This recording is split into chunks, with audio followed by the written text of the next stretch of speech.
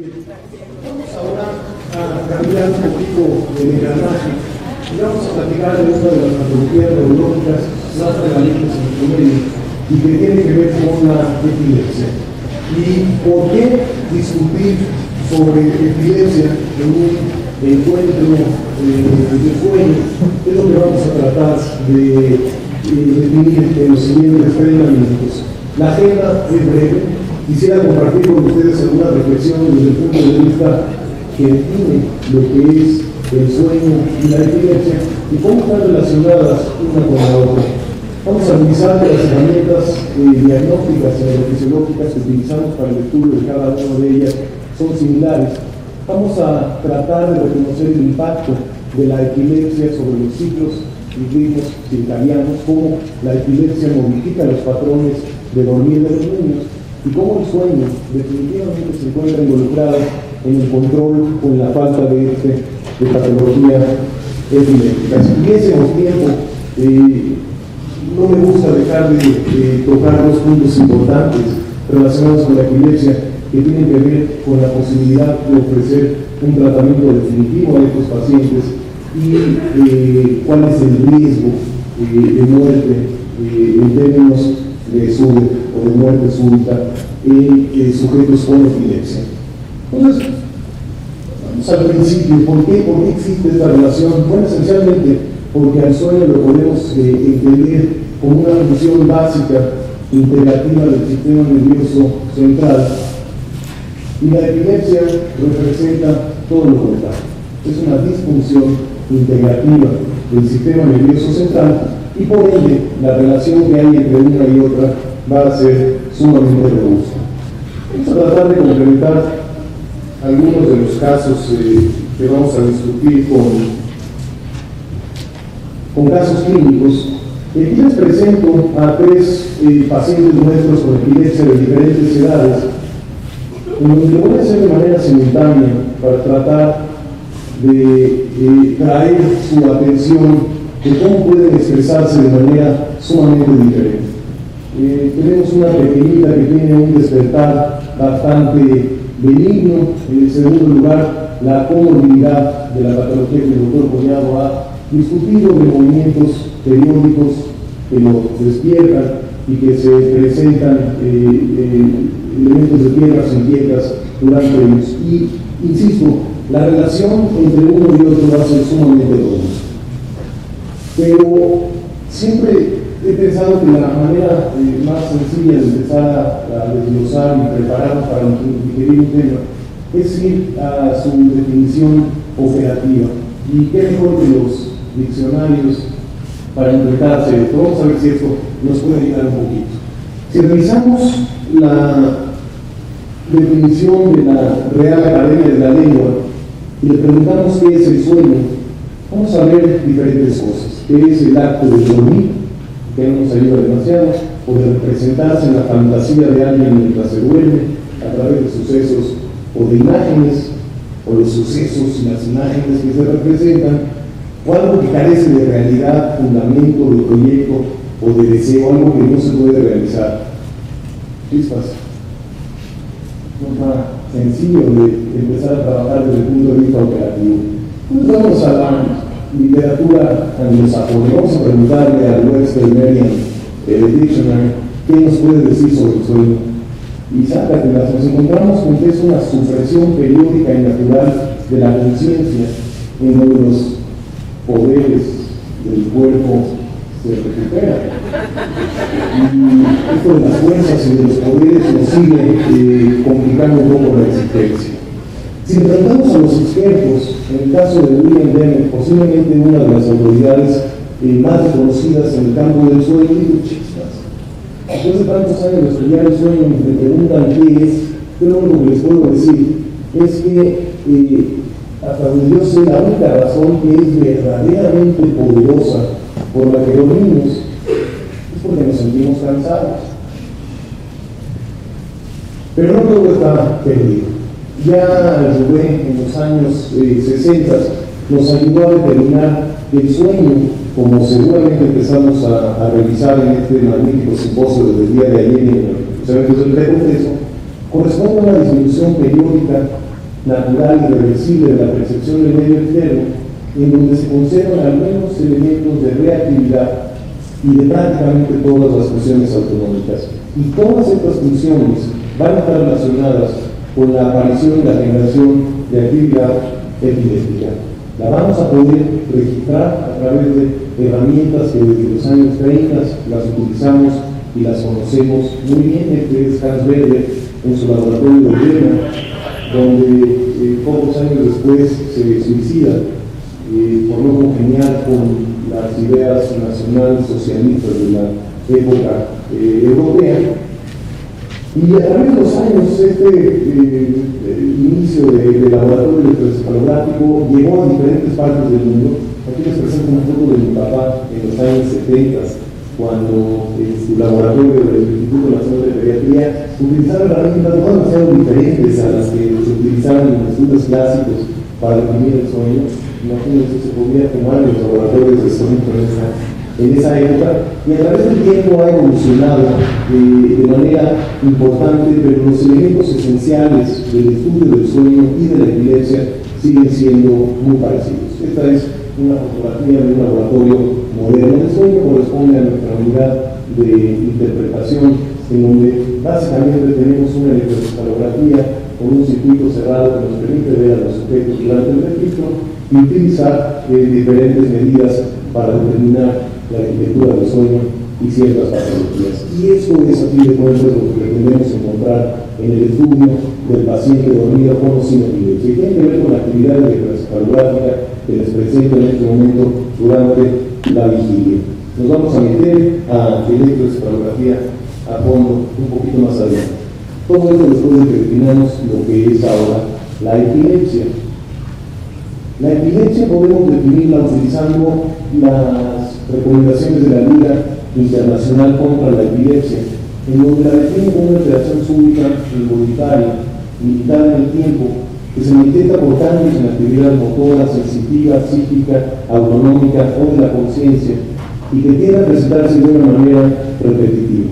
El paciente con epilepsia tiende a repetir los síntomas una y otra vez durante sus crisis, y diferentes pacientes que tienen formas similares de epilepsia tienden a presentar crisis similares entre los pacientes. Esto es lo que llamamos un patrón estereotípico o estereotipado desde el punto de vista clínico. Y siempre son producto de una alteración eléctrica anormal producida por descargas de tipo de puntas y de ondas en el electroencefalograma. Y ya la epilepsia podemos entenderla como una condición crónica en donde existe un riesgo de recurrencia elevado después de haber presentado al menos una crisis convulsiva. De esta manera hay que reconocer que no todas las personas con epilepsia van a manifestarse o expresarse con una convulsión generalizada, de la que todos también nos imaginamos cuando pensamos en una convulsión, y que no todas las convulsiones se van a suceder en el contexto de una epilepsia, puesto que tienen que ser crisis no provocadas y recurrentes. Aquel sujeto que convulsiona por fiebre, o por un golpe en la cabeza, o porque tomó mucho alcohol, o porque se le bajó el azúcar y tiene una crisis única, no necesariamente vamos a establecer el diagnóstico de epilepsia, y con implicaciones serias, porque posiblemente el tratamiento va a ser tan o más agresivo que las crisis mismas.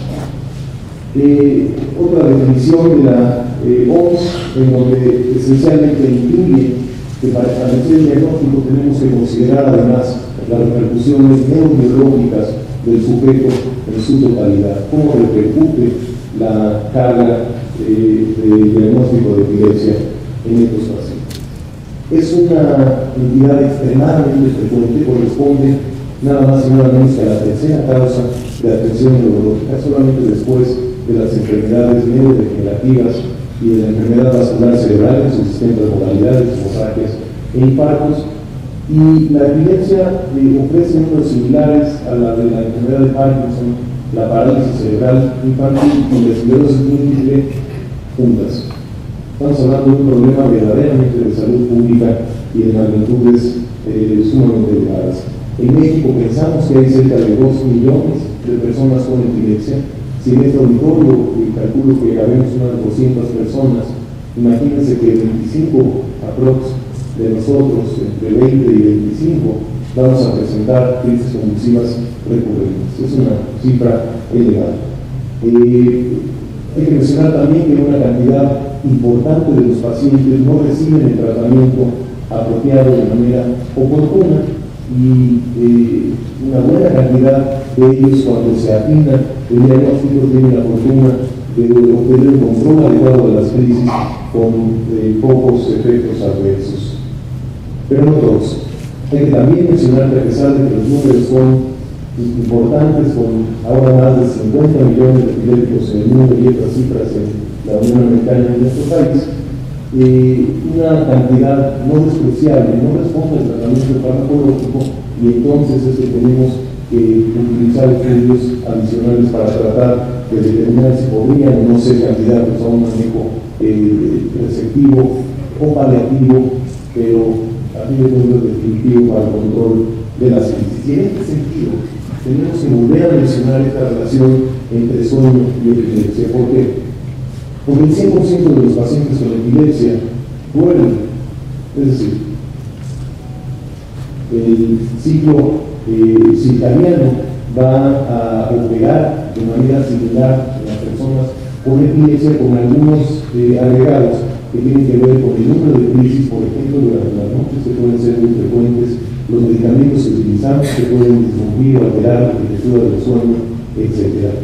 Hay que reconocer que existen algunos momentos vulnerables en la vida de la persona con epilepsia que aumenta el riesgo de producir crisis, y posiblemente la razón por la que esto sucede es que existen algunos momentos en donde la actividad eléctrica cerebral tiende a sincronizarse y ofrece un terreno fértil para que pequeñas descargas se amplifiquen de manera importante y que se generen crisis durante la noche.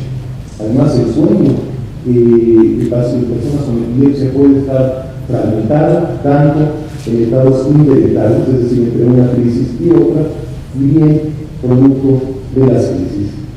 Y volvemos a mencionar que los medicamentos pueden directamente alterar la capacidad para conciliar, profundizar y mantener el sueño en personas con epilepsia y otras patologías en donde se utilizan medicamentos anticonvulsivos. Aquí les presento una etapa en N2 por la nueva clasificación, en donde todos a estas alturas seguramente podemos reconocer algunos de los elementos que definen al sueño, como son los usos sigma, los usos centrales, los complejos K, la actividad aguda del vértex, y que toda ella corresponde a episodios de hipersincronía fundamental para que estas descargas interitales se organicen de tal manera que se produzcan crisis durante la noche. ¿Qué tipo de crisis? Bueno, vamos a mencionar a continuación que existen algunas alteraciones paroxísticas, así llamamos aquellas que tienen un inicio y un final relativamente fácil de identificar en el tiempo, y durante la primera mitad de la noche, cuando sabemos que la proporción de sueño de ondas lentas es mayor, podríamos encontrar crisis parciales en donde necesitamos esta actividad hipersincrónica que se facilita durante el sueño para que aparezcan estas crisis, o bien incluir el diagnóstico diferencial de las parasomnias del sueño no en esta primera mitad de la noche, mientras que durante la segunda mitad de la noche, cuando predominan desde el punto de vista de tiempo total el sueño no, van a ser frecuentes las parasomnias del sueño no, y un apartado especial para las crisis generalizadas que tienden a aparecer exactamente al final de la noche, al despertar o durante las primeras horas. ¿Qué pasa entonces desde el punto de vista del sueño en las personas con epilepsia? Para tener un aumento de la latencia para conciliar el sueño, vamos a ver que en el hipnograma está fragmentado a través de múltiples activaciones o despertares completos. Va a haber un aumento en el incremento de cambios de etapa a través del sueño, y en algunos casos vamos a ver que está aumentada la proporción de sueño de ondas lentas, y esto posiblemente tiene que ver con la dificultad para profundizar el sueño durante la noche. Esta relación no es nueva, ya Aristóteles se dio cuenta que tanto el sueño como la epilepsia atacan, epilepsia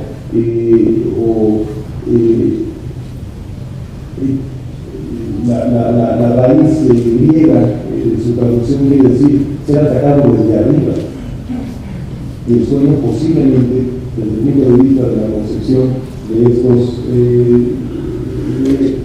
griegos, también es una forma de ataque y lo considera como una crisis. De tal manera que en muchos casos la epilepsia comienza durante el sueño y ya desde hace muchísimos años se reconoce que hay algunas formas de epilepsia que se expresan exclusivamente durante la noche.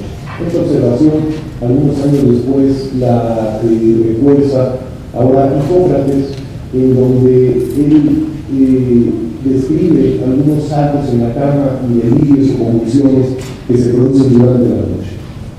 Gowers, Weber, Gibbs y otros vuelven a reforzar esta observación de la ocurrencia de ciertos tipos de epilepsia durante las noches.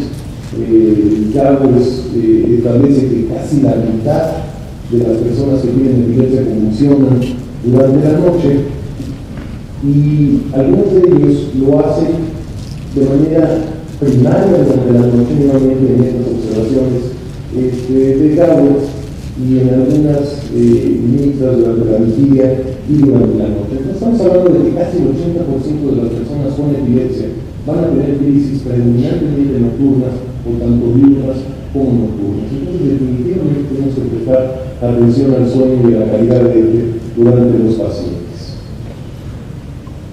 Gibbs vuelve es uno de los promotores de la electroencefalografía masiva. Ellos fueron los actores y los que permitieron tener máquinas de electroencefalografía prácticamente en todos los hospitales del mundo, simplificaron la tecnología y la hicieron muchísimo más accesibles.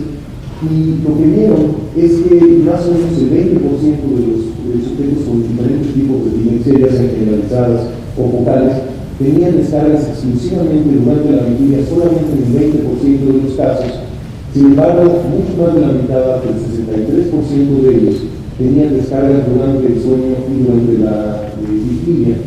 Y aquí seguramente alguien que ya se está empezando a rascar un poco la cabeza y decir, bueno, claro, entonces lo que tenemos que empezar a hacer es preparar mejor a los pacientes para cuando los sometemos a pruebas como de electroencefalografía a través de herramientas como la activación de sueño o registros nocturnos o registros prolongados que nos permitan determinar cierta actividad de descargas epilépticas intericales son o no están o no presentes en estos pacientes. El último estudio que les quiero compartir desde el punto de vista de la relación de sueño y de la regulación de esta es interesante. Uno se estudió una cantidad impresionante de jóvenes soldados que regresaban de Vietnam, del frente, y para regresar desde el sureste asiático hasta Oklahoma, en donde había una base de procesamiento y en donde descartaban el ejército a algunos de ellos y los mandaban al frente o a sus casas o de vacaciones, tenían que pasar entre 48 y 72 horas prácticamente con una deprivación completa de sueño. Y la razón es que los regresaban en unos bombarderos condicionados para mover personas, estos B-52 muy grandes, y les ponían unas pequeñas bancas en donde los soldados tenían que estar sentados en posición completamente vertical. Eran muy incómodos estos aviones y era prácticamente imposible que duerman. Y lo que vieron es que aquellos soldados que dormían o que habían tenido una deprivación de sueño menor a 24 horas convulsionaban poco, mientras que aquellos sujetos que habían tenido una deprivación de sueño mayor a 48 horas tenían la capacidad de convulsionar. Y ojo, estamos hablando de una población relativamente sana, a lo mejor con altos niveles de estrés, tal vez mal alimentada en las últimas semanas por haber estado combatiendo en el frente y demás, pero esto nos debe nuevamente de transmitir esta incomodidad de que existe una relación entre los mecanismos que permiten dormir o que facilitan la actividad epiléptica cuando no existe el sueño. La epilepsia sobre el sueño, mencionando me parece ya cómo la puede atacar. Y lo que es interesante es que además existe un efecto profundo cuando tratamos desde el punto de vista farmacológico a estos pacientes. Aquí les presento un electroencefalograma de un sujeto pequeño, tiene, si no mal recuerdo, 1 año, 10 meses, Y si fijan ustedes su atención en la fecha, esto se hizo en marzo del 2012, y lo que estamos viendo es un electroencefalograma con una desorganización caótica de alto voltaje. Estas que les presento al centro corresponden a descargas generalizadas que son seguidas de un patrón electrodecremental o de un aplanamiento del electroencefalograma y que se sucede en el contexto de espasmos epilépticos. Esto es un síndrome de West, en donde el paciente no siempre tiene los espasmos, ahorita vamos a ver algunos ejemplos de esto, tiene esta desorganización caótica que lo está despertando y demás durante toda la noche. Veamos que es un estudio que se hizo en marzo, y el neuropediatra se trató a este jovencito, insisto, de 10 meses de edad. Cuando repetimos el electroencefalograma en octubre del mismo año, lo que vemos es que ha desaparecido prácticamente de manera completa esta desorganización caótica de alto voltaje con descargas, con periodos electrodecrementales, y prácticamente se ha normalizado el electroencefalograma. Así que el impacto del tratamiento de la actividad epiléptica interictaria de las crisis puede definitivamente modificar eléctricamente la organización de la comunicación cerebral, y esto puede contribuir a mejorar los patrones circadianos, el sueño y todos estos elementos que mencionábamos están desorganizados. Algunas crisis son desencadenadas, decíamos, por el sueño, y vamos a ver cuáles de ellas. Aquí les presento el caso de Jorge. Este es un joven que después de 2 o 3 electroencefalogramas en donde se presentaba sin deprivación de sueño y en un estudio de 30 minutos, no éramos capaces de determinar que existe una alteración eléctrica, por lo menos demostrable, en el electroencefalograma. Sin embargo, cuando se le vuelve a citar con una mejor deprivación de sueño y se hacen estudios mucho más prolongados, lo que podemos ver es que este mismo paciente durante el sueño N2, además de tener actividad fisiológica normal de sueño, aparece una cantidad muy importante de descargas, algunas de ellas generalizadas, como las que vemos en el segundo 7 de esta época de Electro, y algunas con una expresión mucho más lateralizada sobre el hemisferio cerebral izquierdo. Y lo que podemos ver, y esta época es interesante, la primera mitad del electroencefalograma, lo que podemos ver es una actividad de somnolencia, posiblemente estarán de acuerdo que no hay una integración completa de la actividad alfa, tenemos algo de actividad del vértex lateralizada hacia el lado izquierdo, y sin embargo después de un paroxismo de actividad educativa generalizada, lo que sucede es que el paciente se activa, aparece alfa, empieza a parpadear, y podemos entonces entender por qué algunas formas de epilepsia van a fragmentar esta arquitectura normal de sueño. ¿Qué sucede con las diferentes formas de epilepsia? Si recordamos una manera rápida y sencilla de clasificarlas, es tan fácil como pensarlas que son primariamente generalizadas, donde hay actividad irritativa de todo el cerebro, y aquellas que tienen un inicio focal o bien lateralizado, por un lado. Y por el otro lado, si son idiopáticas, si están relacionadas con causas genéticas o bien sintomáticas, producto de malformaciones, tumores, secuelas de traumatismos, etcétera, etcétera. Y lo que vamos a hacer aquí es reconocer que las epilepsias idiopáticas generalizadas habitualmente se expresan durante la vigilia, no durante el sueño. Sin embargo, la deprivación de sueño es uno de los desencadenantes o facilitadores importantes. Las epilepsias sintomáticas generalizadas, es decir, aquellas que se descargan de manera simultánea en los dos hemisferios, pero por una causa estructural demostrable o no. Hasta hace poco las llamábamos secundarias y las dividíamos en criptogénicas, en donde pensábamos que hay una causa estructural, pero que no éramos capaces de mostrarlo en estudios estructurales como de resonancia magnética o de tomografía. Aquí lo que vamos a ver es que las crisis tónicas aparecen en algunos casos exclusivamente durante el sueño. Esta es una de las epilepsias que frecuentemente necesitamos de privar al paciente de sueño y registrarlo durante la noche para encontrar las descargas intericales y también las crisis. Las idiopáticas parciales, el doctor Collado mencionaba una de ellas, las descargas prolámbicas, aquellos niños habitualmente de menos de 10 o 12 años que convulsionan exclusivamente durante la noche y que tienen descargas focales benignas y que habitualmente se les quitan después de los 13 o 14 años, es otro de los ejemplos que habitualmente sucede durante el sueño. Lo mismo que las sintomáticas parciales, aquellas producto de una cicatriz, de una esclerosis mesial, de un tumor o de una malformación, pueden aparecer exclusivamente durante el sueño. ¿Cómo se ven entonces estas crisis? Vamos a pasar a continuación con algunos ejemplos para ilustrar esto que estamos tratando de decir. Y los espasmos epilépticos, en este caso, el paciente que les presentaba hace un ratito, son estas extensiones tónicas de los brazos que a veces pueden ser escalonadas y pueden ser un poco lentas, con una postura rígida de los brazos y que se acompañan en el electroencefalograma de estos patrones electrodecrementales después de una descarga generalizada.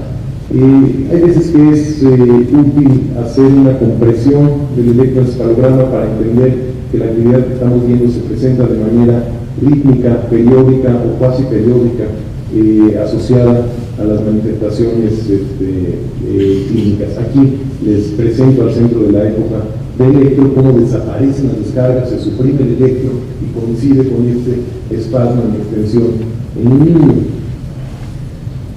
Otro ejemplo de crisis que aparecen casi exclusivamente durante el sueño, aquí no les voy a presentar video, pero sí un caso muy típico de lo que es un electroencefalograma con actividad irritativa, con complejos punta-onda lenta. Lo llamamos así porque esto parece una punta y esto una onda lenta. Y como se les ocurrió cómo ponerle, se quedó con punta-onda lenta. Y cuando tiene una frecuencia menor a los 2.5 Hz, las llamamos además lentas, y esta es la huella o el marcador del síndrome de Lennox-Gastaut, que insisto, se presenta frecuentemente durante el sueño. Hablábamos de algunas formas de epilepsia idiopática generalizada, no podemos no mencionar el síndrome de Jans, que a diferencia del anterior que les acabo de presentar, fíjense cómo estos complejos de punta-onda lenta tienen una morfología más compleja, tienen muchas puntas antes de la onda lenta, de la repolarización del electro, y tienen una frecuencia mucho más rápida. Y cuando el sujeto está descansando, fíjense que va a tener algunas sacudidas mioclónicas. Vean lo sutil de esa extensión mioclónica de las manos puede ser suficiente para producir esta activación en donde después de la actividad paroxística aparece el ritmo de fondo. Quisiera terminar con estos dos o tres casos para tratar de reforzar este impacto de la epilepsia durante el sueño y viceversa, presentándoles dos o tres ejemplos más. Hay que recordar nuevamente que aquellas epilepsias que se presentan predominantemente durante la vigilia corresponden a epilepsias habitualmente generalizadas y de etiología idiopática. Esto tiene implicaciones muy serias porque podemos ahorrar muchísimos recursos pensando que los pacientes no necesitan resonancia magnética ni estudios de imagen, que habitualmente van a responder de manera favorable a los tratamientos habituales para epilepsias generalizadas, incluyendo el valproato, la nortriptina, el diazepam, etc. Y que sus electroencefalogramas van a mostrar descargas, insisto, más durante la vigilia que durante el sueño. Aquí podemos ver que está parpadeando, que tiene actividad muscular, que tiene actividad alfa, y que cuando se presenta una crisis,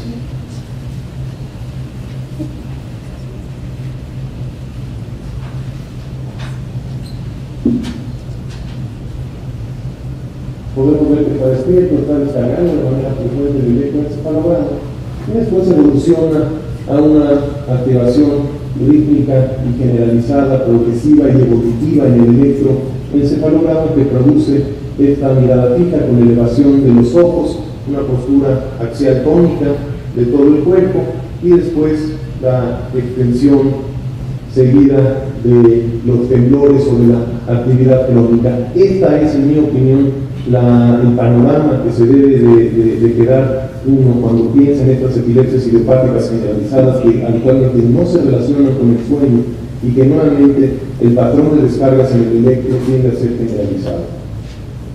Las crisis del lóbulo temporal, aquellas que se pueden presentar tanto durante la vigilia o durante el sueño, son frecuentes en pacientes jóvenes que han tenido el antecedente de una crisis febril.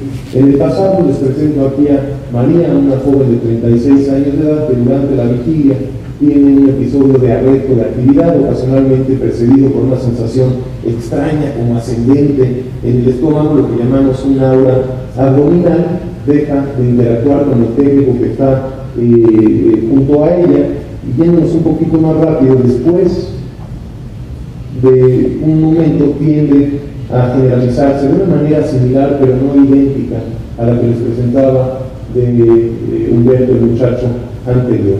Esta es una crisis del lóbulo temporal en donde el electroencefalograma lo que demuestra es esta actividad rítmica en los primeros 4 canales de la región temporal anterior del hemisferio cerebral izquierdo.